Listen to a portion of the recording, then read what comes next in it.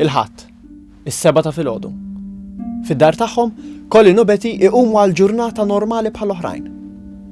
Fuq it-television, fl-aħbarijiet, jisimgħu b'aħbar ta' inċident ta' traffiku ikraħ li seħħ il-lejl ta' qabel.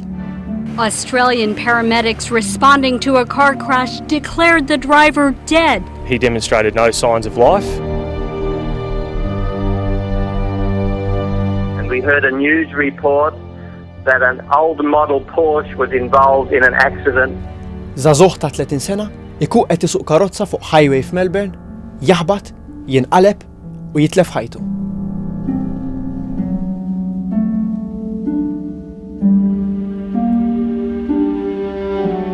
Colin u Betty ħarsu lejn xulxin. Binhom ukoll għandu 30 sena. Ukoll għandu karozza ħamra. Ma jistax ikunu. Joqgħod wisq il-bot minn hemm. We heard it on the news first, but didn't think that was Daniel because he didn't live on that side of Melbourne. Is-27 ta' filgħodu. Fid-dar ta' Colin u Betty idoqq it-telefon. Iwieġeb Colin. Jgħidulu li l-lejl ta' qabel ibnu kien involut f'inċident ikraħ ta' traffiku u qiegħed l-isptar jiġġieled għal ħajtu. Ix-xukjati, Colin u Betty jitilqu jiġru lejn l-isptar. Vjaġġ ta' 3 sigħat. Fil-karozza, Betty tibda ta' qalba. 5 sigħat qabel dan kollu. Is-satejn ta' filgħodu. Daniel, it-tifel ta' Colin u Betty, qed isuq lura d-dar wara birthday party ta' ħabib tiegħu.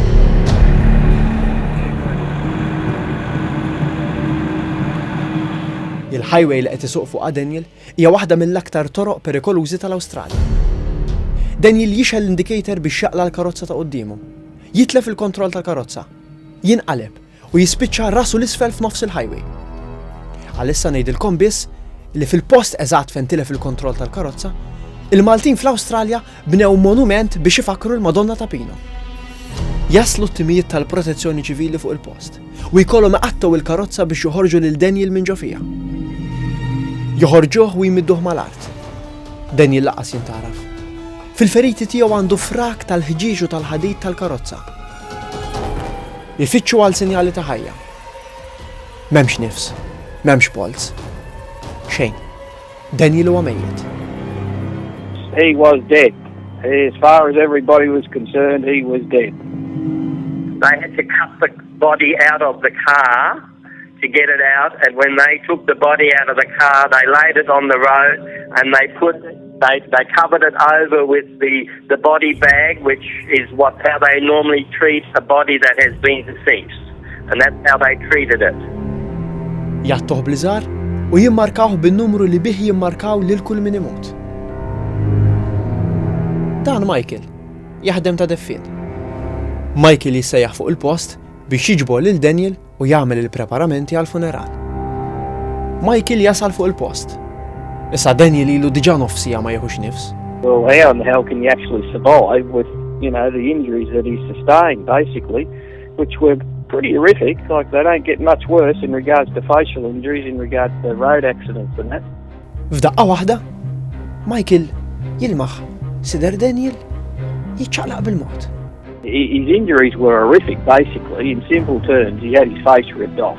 His whole face was ripped off. Jinżel fl-art ma' ġenbu u jiċċekkjalu l-pols. Qalb Daniel vera qed ħabbat. Bil-mod imma qed ħabbat. They had to cut me out of the car, and then they were testing me to see if I was still alive, and they couldn't find any sign of life, so they left me on the ground, and then the undertaker, the funeral man, came to get me, and he said I was moving. That's when they looked out I was still alive.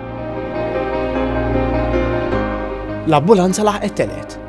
Michael iċempel malajr l-ambulanza biex terġa' tiġi lura, għax Daniel kien għadu ħaj. Is-sija ta' wara nofsinhar tal-ħadd. Colin u Betty jaslu l-isptar. Binhom Daniel għadu f'komu.